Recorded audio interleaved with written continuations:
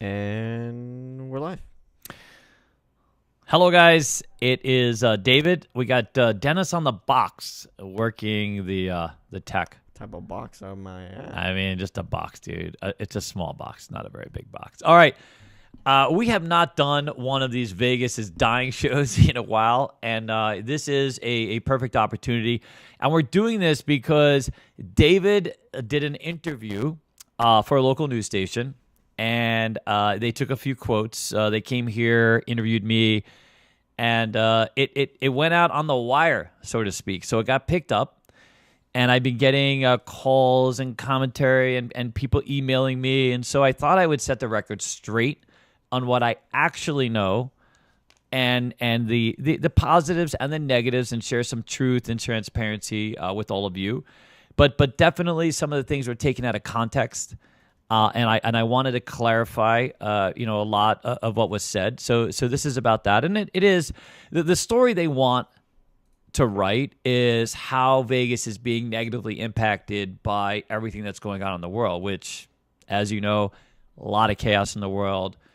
A lot of people are doing things differently, let's just say that, without getting into the politics of it. But it has had an impact on Vegas. And so I'm going to address it. I'm going to point to some numbers and some statistics. Some are good, some are bad, this type of thing.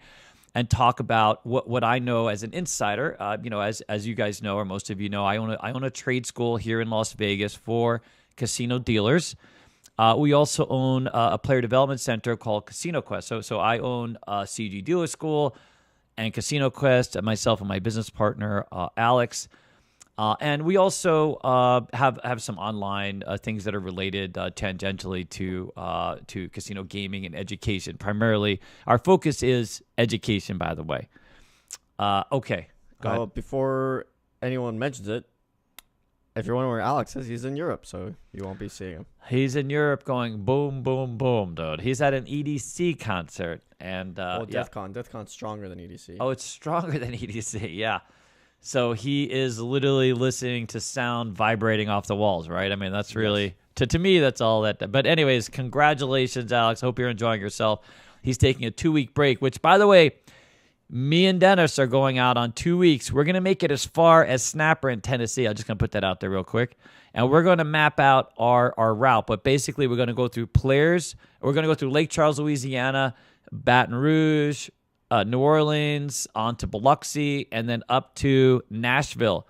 So we're leaving here on the 18th by vehicle, of course, and we were going to do this road trip. We are not going to have time to make it to the East Coast. We're going to save that for later in the year, but we're going to go for 2 weeks ourselves on the 18th. Okay, let's get straight to it. So I had a few news stations reach out to me, and it was a Channel 3, a local news station that came and interviewed me about Vegas, about the current state of Vegas. And very often I decline to do these interviews very specifically because they love to take things either out of context or spin it in a way that dramatizes, what's being said. And so, there's one quote out of 3 quotes, you know what I mean? And they take the one quote that they can sensationalize and make into something else. And so I want to address that. And first of all, they spelled my name wrong. They pronounced the name of the school wrong. Just for clarity, the school is CEG Dealer School, not CEG Dealer School. And my name is not spelled with a K. So there's that. So congratulations. I am quite enamored with the idea that it got picked up and went out. So someone read this on MSN. We got picked up by CDC. There's a few sports wires. It's literally all over the place. Yeah. But we're here. So I want to start with the doom and gloom person. But by the way, I'm going to start with kind of the negatives, and then I'm going to talk about the positive, because there is that, believe it or not. And I've been here for a very long time, and I have a lot of insider information. Obviously, we work with a lot of casinos, a lot of casino managers. I talk to them on a daily basis. I know, how tokes are doing and this type of thing, and the opportunity that's available for both players and casino employees. So I'm going to share all of it. Why not? Who cares? And it is kind of what it is, and we'll go from there. But let's start out with our bad news. So our bad news is, quite honestly, the school definitely took a hit. So CEG Dealer School, by numbers, I believe we're the largest school in Las Vegas. In fact, we must be the largest school of our faith. We occupy the largest footprint here in Las Vegas. There's some other schools that compete. One of them has a bartending component, and most of them are much smaller. They teach maybe 10 to 20 students at a time, and we can get up to 100 or more at a time, given the space that we have and the relationships that we have. We do a lot of, sort of licensed direct training to a number of our vendors or casinos. And I will say that what normally happens is come January, right? Either the second or third week in January, we see an uptick in enrollments. And, very often we fill up a lot of the seats. We run these promos at the beginning of the year or at the end of the year. And then, as our enrollment picks up, we stop that, of course. And, we have less opportunity here, less seats. What was crazy is come January, regardless of where you are in the political spectrum, a lot of people stayed home. It really did not make the move to enter the school. We didn't see that transition, and we started off to a very slow year. By the end of January, early February, things started picking up for us, and we did see a sort of a spurt in people in enrollments. The narrative was better, and then come the end of April and May, we also experienced a sort of a spurt. So from our perspective, our enrollments are down 30%, absolutely 30%, which on the surface is terrible. We have pivoted. Now, when we talk about enrollments, we're talking about in-person enrollments, people actually coming to the school, enrolling here in person and going through our school, as a physical body. Our online enrollments are growing very quickly. So we have a cqnexus.com, which we now have craps training, blackjack training, and we provide training for a lot of the classes, and that is doing very well. So we have found a very sort of a distinct reality occurring as far as the trade school. People are less inclined to come here from another place. And by the way, that was one of the quotes that was taken out of context. They asked me about the difference between COVID and today when it comes to enrollments. Now, when we came out of COVID, enrollments from other cities, people literally coming here from out of town, were almost half of our student body were literally people that were from other states, other cities, and that had come to Vegas and were sort of making this big pivot, which, makes sense, right? A lot of people, I think, took that time, recalibrated their life, and made the decision to come to Vegas and be a dealer, this type of thing. So we saw a huge influx of people coming from out of state. We're not seeing that now. People are staying put. People are much less inclined to leave. Most of our student body are locals or people that have transitioned here, have been here for a little while and are just looking to, move to different positions inside our hospitality industry.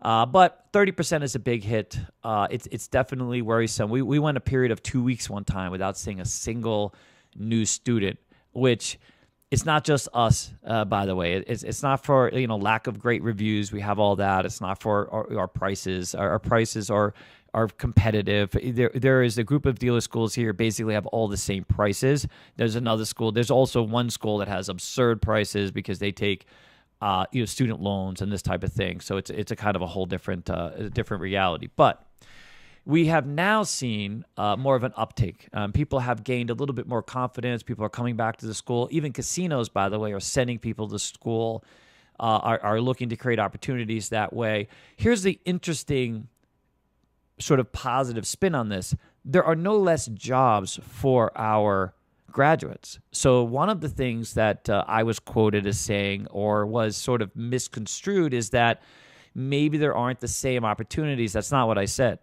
I said very specifically there were certain casinos that were laying off dealers, and those casinos, by the way, that have been impacted the most are casinos that are already dealing with their own operational deficiencies, right? So you guys may already be familiar with what's going on in the Las Vegas Strip, that North Strip side.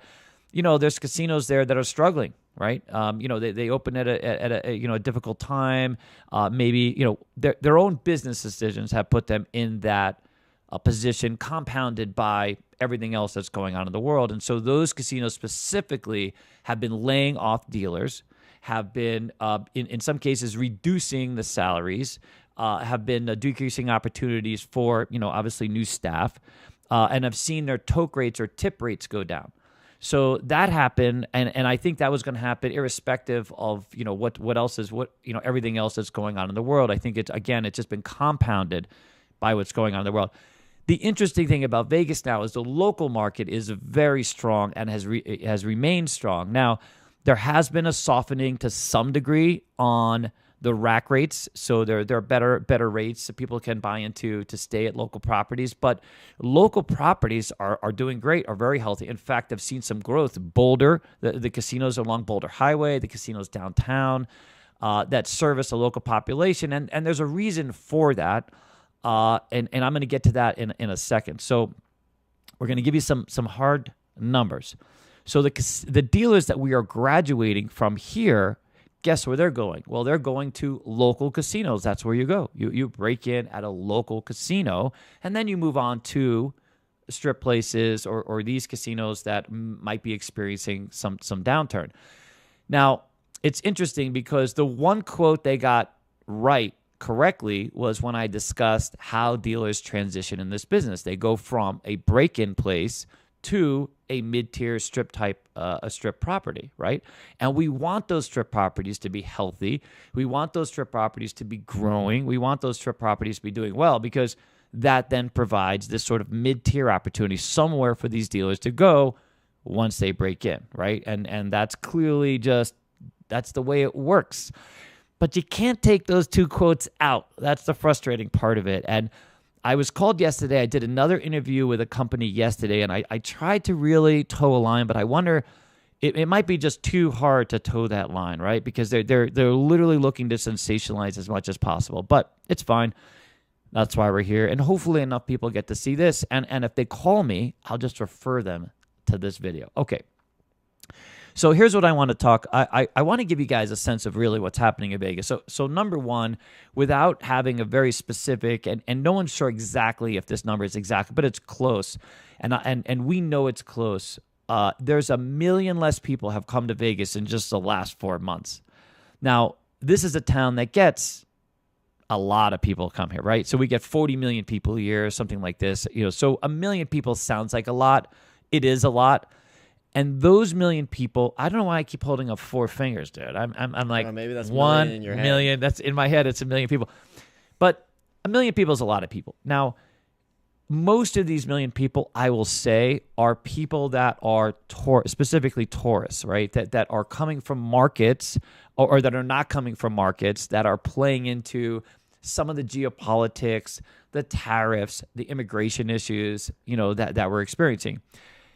And it turns out that that's very true. So Canadians are coming less. Like if you haven't heard, Canadians are coming less here. We're going less there. It is what it is. So Canadians, by the way, represent a really fantastic market for Vegas. And if you've ever been in the timeshare business here in Vegas, they are on the top of the list. You see a Canadian ID, those are the people who you want to get on the bus for the free TV to go check out the timeshare. I mean, it's great. I have worked for 2 timeshare companies in this town, and it's Canadians. If they're looking to come here and make a regular visit to Vegas, those are the market. That's the market you want to go to. Now, what people also miss are a lot of Mexicans are not coming to Vegas, and you're going to say, well, how are Mexicans not coming to Vegas? Well, obviously the immigration issue is playing a role, and the perception of what's going on here is taking a toll. Here's what people miss. Mexicans are responsible for maybe up to 10% of the high limit play that goes on in some casinos, right? So the Mexicans that do come to Vegas as tourists have a ton of money. These are the people that very specifically play in this higher echelon, right? And so if you're a casino and you're looking to get that high-end Baccarat play or the high-end slot play, you're missing out on a very, very profitable population. We had an experience here where where a group of Mexicans came here to film, and one of them forgot their ID. And, not having your ID with you, clearly, and they were just so scared, they stopped everything. They had to go back and get their ID, which... They spent 8 hours doing that. 8 hours. And under normal circumstances, like, okay, you forget your ID, who cares, right? But they were so worried that someone might stop them, and they would be, forced to, leave, that they canceled and they rescheduled, and you can't blame them, clearly, right? So these are the things that have impacted Vegas, 1 million less people. Now, me and Dennis, so we share this house that is in the southern area of Las Vegas, and we have to drive in through down the 15 South. Okay, so what we do is we pass all the exits. So if you're coming from LA, you take the 15 North, and then you show up in Vegas and you exit one of those exits onto the Strip, or you go downtown. In my entire existence, on the weekends, Fridays, there's normally like two surges of people. The midweek people, right? The Wednesday people who are staying and taking advantage of sort of the lower rates. And then you have the weekenders, right? People coming and driving in from California. And in my entire life, you have to pump the brakes a little bit. You got to slow down as you get to that area. Sometimes as far back as Russell, you don't have to know the streets, but that's basically the first one where you might exit and you might go to the Luxor, Mandalay Bay, this kind of thing. And then on to, let's say, the Tropicana, and then on to Flamingo and this type of thing. You don't have to press your brake, dude. There's no traffic. And it's crazy because what we've been trying to do is sort of we try to figure out how quickly we can go through this area. Can I stay at 80 miles an hour? Do I have to reduce my speed to 55 or 60? And most of the time, unfortunately, 80 miles an hour, you go right through. And if that doesn't tell you there's a lot less people, because there should be congestion, right? There should always be this congestion there. But anyways, it is what it is. There is some good news from this that I want to share with you, as we get done. So we know that a couple casinos very specifically have been, laying off casino employees, or have not been hiring, have not been offering new opportunities for anyone, and basically have a hiring freeze. We also know the toke rate is off, so because it's impacting high limit play has been impacting, and of course the numbers and volume has been impacted. And this obviously has affected some of the local population. If you're a dealer here, obviously you've been impacted. I'm going to give it a pause. Do you have something? Is that what you're testing? No. I mean, I can read some chats here. Go. Alan Toy uses member chat, says, "Hi guys, enjoy your trip. Make sure you hit the Keno spots. Still waiting for the $100 card, 20 card Keno." $100 20 card? God, I don't think anyone has that. I think it's the most I've ever seen is we went to a casino that had a $5. Yeah, but that would be $100 every card. $100 every card. $2,000. Good Lord, dude. There's no way. First of all, Alan, I'm never playing that. Even if I have all the money in the world, it's not a thing. And number two, no casino will take that action because imagine what a 10 spot pays. It would be crazy. It would be a lot of money. Yeah, that's not a thing. Anything else? Reno gave us $10. Says bring Reno back. By the way, Reno. So Reno is one of our instructors. I meant to Reno. You're gonna be coming back. He's our Baccarat instructor. Everybody loves you. So there you go.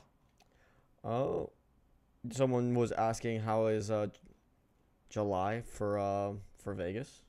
You're gonna have that's the positive spin. So that's what we're gonna talk about in a second. So this is the intersection between some of the negative and onto the positive. All right. But I think I've covered most of the stuff that I was taking out of context. Obviously, casinos are now pointing to the lack of a Super Bowl and some of the other events. The convention traffic is off a little bit, even though there's more events. But the actual number of attendees coming here, and it's a lot of things, right? It's not any one thing that's impacting Vegas. It's clearly, if you're coming from Mexico, you might be a little nervous if you're in that high limit play, or you're avoiding it altogether if you see some of the stories, right? Canadians, of course, are not coming here for very obvious reasons. And in terms of all the geopolitical stuff, and the tariffs are impacting, and the chaos. You turn on the TV. Good news, bad news, good news, bad news. You kind of don't know where you're at. What's funny for us is and there's another business owner that we've talked to who's kind of had the same experience. It's sort of like all this bad news comes out, right? And people just staying home and trying to figure out, okay, well, I might need to save my money. I've got a budget. I've got to be more mindful of my job, or whatever opportunity I have right now. And maybe I won't gamble, or I won't come down here or spend some time here. And then a week later, you kind of settle into it. things become, you don't, it's not too negative. And now you're back at it. Now you come and you buy, but there's these lulls in consumer engagement that it's just crazy, and it's very difficult to predict. It's very difficult to plan for. We're having to pre-buy all of our inventory because we don't know what's going to happen in this 90-day period. And we're at a small scale. We're at a small. Big companies having to do this. Dude, I can't even imagine. I mean, we were lucky enough to get stuff on a boat before and save ourselves. We were petrified of actually having only to pay $3,000. You know what I mean? I can't imagine paying hundreds of thousands of dollars to move. So for us, it sort of worked out. And the CQNexus.com was a big pivot for us, and that has worked out fantastically. So through it all, I think we have done well by ourselves, by our own employees, and that kind of thing.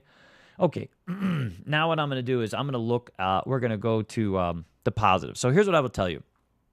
First, Vegas has some really, really, really good operators. So you hear about some of the operators who might have, some issues, have some pains, are working through what they need to work through, right? But most casinos here are very mindful of what's going on and try to react in a very sort of, positive way. They find ways to pivot. And they understand, I mean, none of this happens in a vacuum. So one of the conversations I had yesterday was literally the difference between, and I hate to throw Atlantic City under the bus because I know that it's done a lot to evolve, but for many years, Atlantic City was literally just all about gambling, and then they had some entertainment, some headliners and stuff like this. But Vegas had moved on from that so long ago, right? Vegas has become sort of this, a very a diverse enterprise. We have food, we have entertainment, we have gambling, we have some fantastic rooms and spas. I mean, we've tried to become all things to all people, right? Where other venues have just really focused in on the gambling, and if the gambling's not there, people aren't coming to gambling, then what happens? We've also made this investment, this constant investment in recreating the Las Vegas Strip. I visited Atlantic City the last time I was there about 10 years ago, and I was so surprised at how similar, even though there was a difference of one or two casinos, but the boardwalk was kind of run down. Flying in over, Atlantic City, of course, is the same thing. Those of you who have been there, you know exactly what I'm talking about. You come back to Vegas literally 2 years ago from now, and you've seen the evolution of this strip. Look at where Horseshoe is now. We used to be Bally's, and look at that whole promenade's been redone. I mean, they built a flippin' brick steakhouse in front. Now there's this bar that's this 5-story bar and lounge that's been built. So Vegas is constantly reinventing itself, constantly looking forward, constantly trying to find ways to understand, meet consumer need, meet consumer demand. And this softness is going to be a fantastic lesson, a fantastic pivot for gamblers. And I know this is true. I just had a conversation earlier today let's hear. Let me scroll back. There's a lot of $5 crap tables just today, just this afternoon. $5 crap tables downtown at a couple casinos, at the Palms, and you're going to see it on the Strip. $5 games. Now, it hasn't been sealed yet, but free parking is coming back. And here's the other thing that may happen, because the rack rates are not bringing in people. If you don't already know, now is a fantastic time to visit Vegas. But don't come, ask, call, talk to someone in marketing, or talk to somebody who is player retention, whatever the case is, and get yourself a coupon or a room rate. If you haven't got one in the mail, call reservations, right?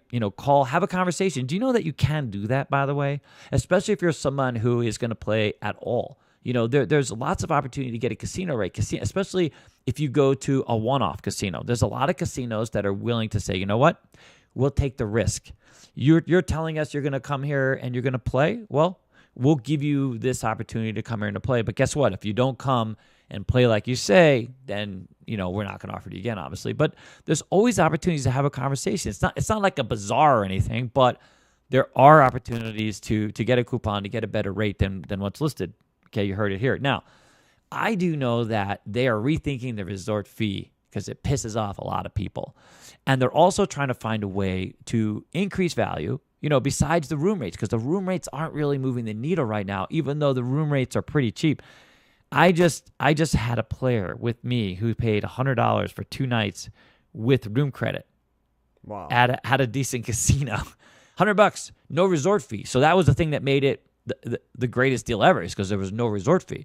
And who gives a crap about the resort fee? I mean, unless you're literally going to the spa and taking advantage of the spa elevators. And the local phone. Don't forget, you get local phone calls with that resort fee. So if you're there plugging away at that phone, does anyone use the phone anymore? That's in the room. I mean, everyone has cell phones. Why would you? Other than room service, right? So room service, but maybe anyways. So I know of a casino, a fairly big casino that may look at promoting not having a resort fee, free parking, no resort fee, and discounted packages, because unfortunately for many of these casinos, they built out bougie ass food halls. Okay, so they kind of, and I wrote this article on CQ Nexus. I wrote this sort of blog article about how I feel like casinos have kind of pushed themselves in a corner. Everything is so expensive. So if you're at this reality now where you have to budget and you want to find a value, Vegas used to be all about the value. You remember when you used to come and gamble here? Well, some of you, Alan does not remember this. Maybe doesn't remember. He might remember this. He might be old enough. But some of us remember when the food was cheap, the entertainment was, everything was cheap so that you could go gamble. I mean, you used to $1.99 for, pancakes, $7 for steak. You know what I mean? Things were let's just say less expensive. That's not true anymore. There's a lot of places you can't walk in the door without spending $100 per person to eat. You see? So that value conversation is gone, and this has an impact on how people, make a decision. If you know right away that you can't find value in Vegas, you're going to move on to some other destination. It's not, it doesn't provide an opportunity. So how do you get the word out? How do you make this a thing? How do you promote value from Vegas? That's going to be the tough one. That's going to be the hard one. But we'll see. But I do know that casinos are taking those steps. And I will say this. We have some fantastic operators. We have some very good people that are running these casinos that are very mindful of what's going on. And I believe that over the next 6 months, things are going to transition. And I've been talking about it forever. I mean, I have literally had all sorts of conversations with our fans when they come here, trying to push this other narrative, especially when it comes to people who play, who are willing to gamble at the casino. So it's coming. Wait for it. And so the question is Vegas dying? Well, right now, a little bit. There's a little bit of tears. There's some blood. Yeah, but it's just a moment in time. It is literally a moment in time, and I think it's going to be a fantastic learning experience. I think at the very least, casinos have to learn to carve out places and niches for different segments. Are there people that are going to come and pay $1,095 for a baked potato? Sure. There are people that want that experience. They're going to go see Joel Robuchon. They're going to go to E. They're going to line up. There's still going to be plenty of customers. But then there's the rest of us who, quite frankly, I'm never going to pay $1,000 for a steak. You know what I mean? Strangely enough, I want to go to Joel Robuchon and pay the $500 for the tasting menu. Exception to the rule. But once in my lifetime. You follow? Like, I'm never going to buy a $95 baked potato. And by the way, just so you know, you cannot go there and buy only the baked potato, because we have asked. You cannot go in there and say, listen, I would like 1 baked potato and 2 plates. You can't do that there. It's not a thing. We would love to do that. We would love to have had that piece. But all those things are coming. All right. This isn't going to be the longest live stream, strangely enough. I'm going to leave this up for, go ahead. Alan Toy does have another super chat. Give us $4.99. My first Vegas trip was back in 2014 when I stayed at the Mirage. Wow. 2014. A whole 10 years ago. I know, right? I was like, that's not that long ago. That's fantastic. Vinny. I'm only going to mention this because I really, really want to rail on this. Wow. Someone said, random food question. Mm-hmm. Is Golden Steer in Vegas worth it? No. Don't go. Not worth it. Wow. You're going to get a lot of hate. So Golden Steer has lots of history. I've eaten there 3 times in my lifetime. And I was never all that excited, to be honest with you. So so this last time he's talking about, we went there some people love it, by the way. But Dennis's theory is people love it more because it's so classic. You spend a lot of money. Frank Sinatra used to eat there. And so you go in there. You have to love it. Yeah, you go in there feeling like you have to love it. We've been to better places. There's no doubt. 100%. And I feel like they dial it in a little bit, to be honest with you. I feel like they feel like they're the golden tier. I don't know. I do know some people, by the way, in our community who absolutely love it there. Yeah, listen, because there's 4 of us there.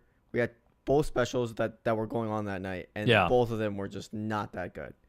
If your specials aren't that good, then I don't know about the rest Dennis of it. has become a really bougie foodie reviewer, just so you know. But we both felt the same way. First of all, there's a lot better value for the same steak. We know of a steakhouse we used to go to and love, and then all of a sudden they jacked up. They became like the featured steakhouse. They were actually a hack for steakhouse because they were off the strip, and everyone started going there. And then they jacked up their rates, and then so that dropped off of our list because I feel like that's really unfortunate. But there's some really good steakhouses that you don't need to pay for. I don't understand the search for the most expensive steak. I mean, Poppy's has $1,000 steak, dude. I mean, it's not the cheapest place, but Hugo Cellar was great. Yeah, Hugo Cellar is great. I didn't mind. And the steakhouse at Circus is one of the best steaks you can get. Which is also not cheap, but it was great. But the greatest thing is, so there they don't nickel and dime you. You know, you spend one price, you get all the sides, everything comes with it. It's a good business model. What else you got? I want to ask those of you that are fans. We want to ask you to hold on for a second. We are dealing with, in fact, lots of channels. So, you know, we're a gaming education channel. We obviously don't promote any online casinos. We don't promote irresponsible gaming. If you've ever watched any of our videos, we're very honest. You know, there's no actual gambling involved. It's just gameplay. And if you don't already know, a lot of gaming-related content or content that's related to Vegas has been getting hit lately. So, for example, the word Keno came up as was flagged in one of our videos. Literally, the use of the word Keno. In another video, the use of the words chip in a chair, believe it or not, came up, which we felt was unfortunate. In fact, should I not have said that? No, I think it's going to be fine. And then there was sarcasm that was read from a sheet of paper. It wasn't even, there was no gameplay involved that someone took to mean something that it didn't. So we're not sure if it's just AI that has been. I think it's most likely AI. Well, the problem is that when people are reviewing this, they either don't understand. This is what we used to run into a lot. They don't understand. You know, we are based in Las Vegas. We are a trade school. We train dealers. These are real jobs with real people and real lives, right? And if you know anything about us, because of quite literally. And this isn't like because thank you, you know, you helped our channel grow and we became this. No. Because of the success that we've had, literally with you, every single person that watches this video, we have been able to level the playing field and create opportunity for dealers. Even with casinos that don't necessarily have jobs, I can move dealers there because of you. You did this. Years ago, when you came to Vegas, when I started out in this business, you had to have juice. You had to know somebody. Sometimes you had to pay somebody to get a job. None of that is true anymore. You don't have to be. There's actually a school rumored. We know it's true, but you have to, allegedly, yeah. But you have to pay. This person wants you to pay them to get a job, and not a very good job, by the way, but just to get started. They want you to go through their school, which doesn't cost a lot, and then you pay for job placement, depending upon where you go. Me and Alex and none of our staff has ever taken a single dollar. The closest we come to being paid for a job, and this is a true story, was unlimited shrimp at this place on Boulder.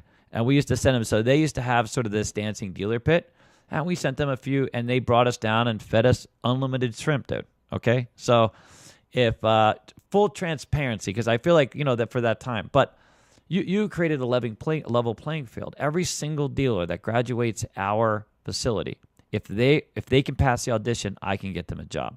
And much of that opportunity has come from our growth, and our growth has happened because of our success and our ability to talk about the opportunity, talk about Vegas. The fact that Alan Toy and many of the people that are in this fan base, you guys have all played an integral part. The idea that we have, we could have 30% less students, but Casino Quest still has growth. We can support the school. And let me just say, I'm going to add this because I really don't care. I feel like so much is left off the table. Like we as humans and as people, we don't talk about things that are true enough. We don't share our truths, because if we shared the truths, maybe everything would be better. It would be okay, right? We lost. This is a fact. $176,000 operating the school last year. $176,000. Alex and I, as a small business, we lost. I mean, that's not as small a business. Don't get me wrong, right? In the very first 2 years that I helped, that I worked on CEG and Casino Quest, by the way, me and Alex made $0. Like, we had no disbursements paid out to us. We made $0. And thanks to the growth of the school and the growth of our channel, we started, generating income, most of which we put back into the school. And now, if you're going to ask me how we lost $176,000, well, here's the thing. We only charge someone $500 to learn 3 games to be here for up to 6 months, and we provide job placement and everything that goes with it. Well, you can't make money that way. It's a money-losing scenario, but we can afford to lose money because we have these other opportunities.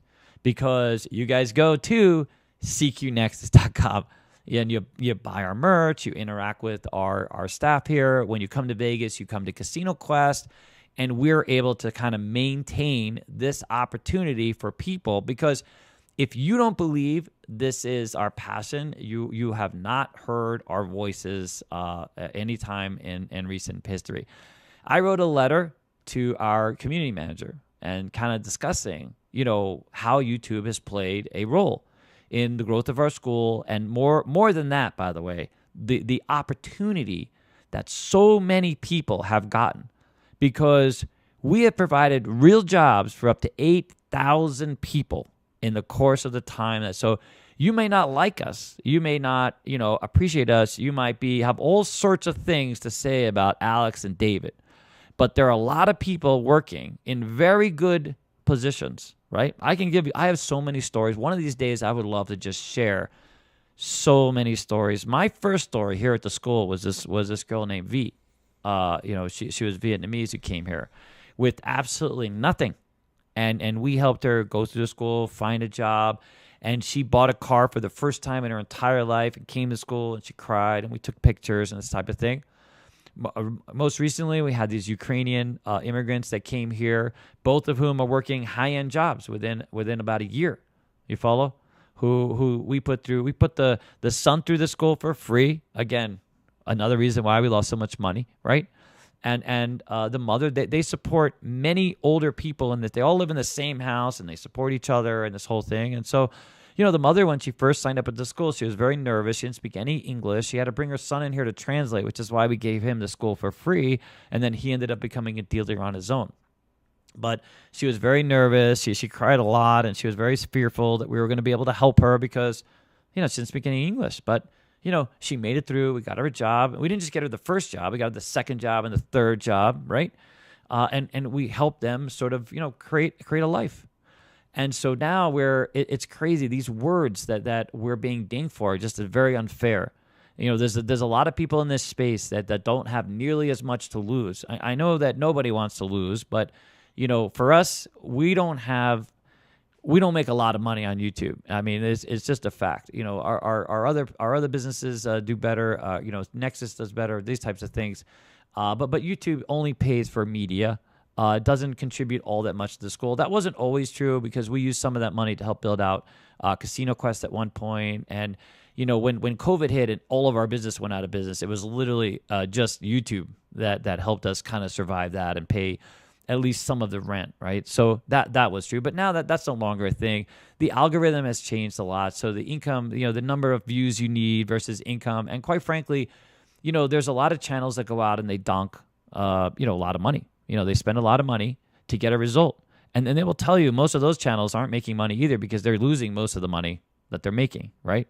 But we're never going to be in a position like that. We don't want to teach people those kinds of habits. We're never going to have, sponsors and casino partners who play into these sort of, bad roles. Why don't we have a social casino connection? Because it's the same thing. I mean, yes, they work around, they do the mental gymnastics, but they feed into this other mentality that we don't want to promote. ultimately, our goal is to train and place dealers. I know I'm getting a little preachy. I'm really sorry, but we've been dealing with this for a little bit, and we're trying to overcome. And we've I know one of our fans, one of our supporters, or one of our board members, actually told me about ways that we can post on social media, but we're not sure exactly how this works because obviously Twitter has changed, and we're hoping that maybe there's someone out there listening to my voice, has another motivation, understands sort of the human context here, and we can have a better result. But it's crazy. It's sarcasm. That's right. Anyways, all right. Do we have anything else? You guys can. You're more than happy to ask me almost anything, and I'm happy to answer. Because you went a little quick. For anyone who didn't quite understand what David was going on about, it wasn't just about what we do for the school, but YouTube striking us. Yeah. For saying words, basically. And for anyone who doesn't know, the way it works is you get 4 strikes, you get a warning. Strike 1, you can't post for a week. Strike 2, you can't post for 2 weeks. Strike 3, you're out. Luckily, we've only gotten the warnings. Yeah. We were at least able to combat some of the things before we got to first strike. Yeah, we won the Keno appeal, but we lost one of the other ones. It's just crazy. We lost a chip in the chair. Yeah. It which has no bearing on anything. I mean, that just means hope. I mean, people use it in a lot of different contexts. It's not always a gaming thing, right? If you understand what that means, and it's just really unfortunate that this risk is put. But it's not just us, by the way. So I don't know what happened, but I have heard from quite a few other channels that have been at risk. One of them was a popular channel almost deleted or almost got to third strikes because, again, misunderstanding and these people that we're talking to just don't understand. They have no context. They either don't live in an environment or English is not their first language or whatever the case is. It's just very unfair to have these sort of conversations. When for us we're trying to be we're always on. If you've ever watched our roulette videos, we're brutally honest, right? And we deal with the facts and truth. As much as we would love every video to be a grapefruit, as it were, and to be, because those videos do better. It's just not that way, and we don't pretend that it is. So, all right, good. Just last question. RTMO Money says, do you guys teach poker dealing? If what is the cost? My wife wants to learn how to deal. Poker dealing? No. Yeah, so we no longer teach poker because we can't find. We would make a ton of money teaching poker. The problem is that post WSOP. So when WSOP is running, there's a lot of poker jobs, and when WSOP is not running, there's a lot of poker dealers looking for jobs. And until poker really makes a comeback, it's very, very difficult to stay employed as a poker dealer. The best way to go about becoming a dealer is literally through table game training and then find a tournament. So then learn poker, right? And then so that you're at least in the mix. And then as tournaments come up and as these sort of these part-time opportunities arise, you have a job. But if you're looking to be a poker dealer, anyone or any school that tells you that that's an opportunity, it's just not a thing. I mean, there are so many poker dealers looking for those same few jobs. The very last poker school that we did was WSOP about 2 years ago. So before WSOP, we do like this, a few different classes, and then everyone gets a job at WSOP.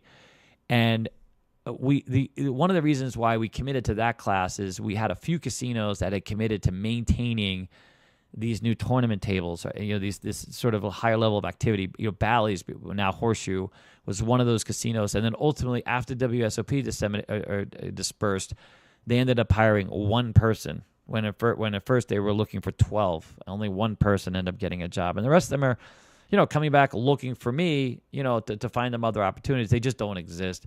There was a point where Moneymaker, you remember Moneymaker when he won World Series of Poker? I think it was 2006. It's been a long time now. But that was sort of the peak of poker rooms here in town, where every casino had some level of poker. That's just no longer true. So a lot of the action is really consolidated. There are some poker rooms that have grown recently, and we've seen some more interest. But until that really changes, we probably won't be offering poker for dealers. Yeah, in other words, we pride ourselves on getting people jobs. Yeah, if we can't get you a job, we're not going to have the thing just to make money. That's not a thing. Yeah. Last question from Vinny. Says, when is your trip again? I'd like to come and meet you guys while I'm in town if you're there. Yeah. So we're not leaving until the 18th. So we're heading out on the 18th. We're literally leaving like the afternoon of July 18th. Our first destination is going to be Lake Charles, Louisiana, and where I opened Players in Lake Charles, Louisiana. And then we're moving on to Baton Rouge, then New Orleans, and we're trying to work out the dates, but our friend Snapper is over there in Tennessee, and we're going to be running into Nashville. We'll kind of visit him. Yeah, and we'll make kind of an announcement when all of it goes. Yeah, and we'll plot it out. We'll know the actual dates and things like this, and so you guys will have an idea. If you'd like to meet up with us and play, we're going to go visit all the bigger casinos in those areas. So that's the key. Quick answer. Someone said, "How do you become a slot tech?" Usually, you get hired by the casino that they'll train you. Type of thing. Yeah, so do A+, take an A+ course, so hardware course. So just a basic hardware course. Go to a tech school. They usually like you to have that degree of knowledge. It's a very useful thing to have on your resume. You don't have to go through a whole trade school thing, like Dennis said. That they'll train you in house. But yeah, get an A+ cert. A+ is still around, right? Isn't A+ cert? I think A+ is still around, yeah. There's also CompTIA, which is the other one, which we saw a YouTube video on. But get something like that. You can even do it from home, that type of thing. But get one of those sort of hardware certs. So you know how circuits work, circuit boards, that kind of thing. Updates on the app. We are doing well. We're actually ahead of schedule. Oh, by the way, so here, let me help you guys with the app. So cqnexus.com/CQ app is where we're offering players in Prime. We're doing fantastic. So we're not taking any more investors. We've already met that goal. We have all of those certificates of equity going out. We're working on it. We had quite a few people contribute, and it's a big body of work. But we are ahead of schedule. We are also going to be looking to hire a UX UI developer. So we have someone in mind now, but we are definitely taking applications. If you are someone who has a history with UX and UI, and you know what that is if you have a history of it, just send us your resume to info@cegdealerschool.com. In fact, we may want to post this. So we are taking resumes, and we're going to be building out that staff thanks to all of you. It's fantastic. In fact, pre-sales to Prime and players have been just great. All of you who contribute on the Prime or player, you'll be able to play the beta alpha as soon as possible. John has his very first development meeting on the 30th. He's even recorded some of him actually, building out the code. And you guys, he's going to have a very deep discussion about the wireframe and the features. And we have some really big news to share with you, very shortly, or those of you that are going to have a role to play. So if you want a role, you'll see that there's two options. You can either be a player or a Prime. Both of those will be on the alpha beta. Okay, so the only difference is one of them unlocks all the games. The other one only unlocks a limited amount of games. The other one unlocks all the bots, which you'll want, because that's how you're going to play against all the other strategies. And then there's a dealer mode, very specifically. So we're building out utilities for dealers. So flashcards, training, order of operations, all these things that go into you being a casino dealer. And it's going to be its own comprehensive feature built into the app. I will tease one of the things that we've been working with some of our casino partners with is we are going to have our very own concierge tab built into this. And I'm told I can't speak about it too much, but what I can share is imagine, because of our relationships with the casinos, because of our relationships with the brands associated with gaming technology and this type of thing, the idea is if you have a profile and you have how much you play and what you do and this type of thing, just maybe you can share what you want to share and get targeted types of opportunities. Let's just say that. We won't say how it'll play out, but it's a fantastic feature that will be, I think, fairly exclusive to us until people see it and find out about it. And then, it's tough to have these conversations, but when they're your best friends, it's a lot easier, right? You can sit down and basically have a conversation and move forward.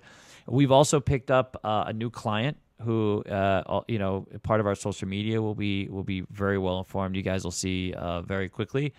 So there's really just a lot of opportunity going forward. It's going to be a fantastic app, by the way. We're going to have all the games, all the table games.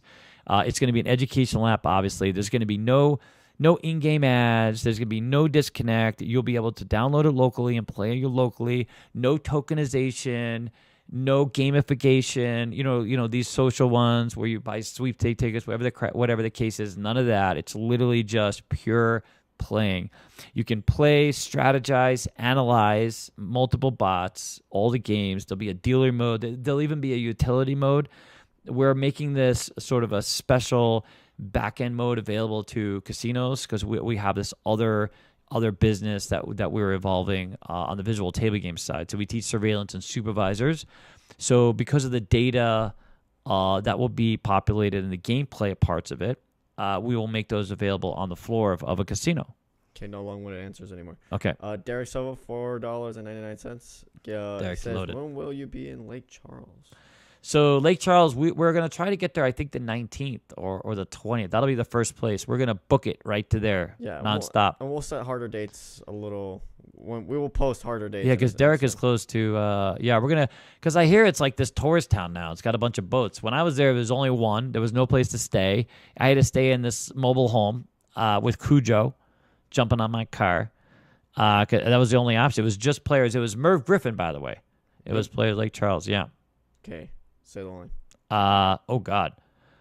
I'm off to Keno to unwind. And the truth is. Please don't ding me. Bye, guys.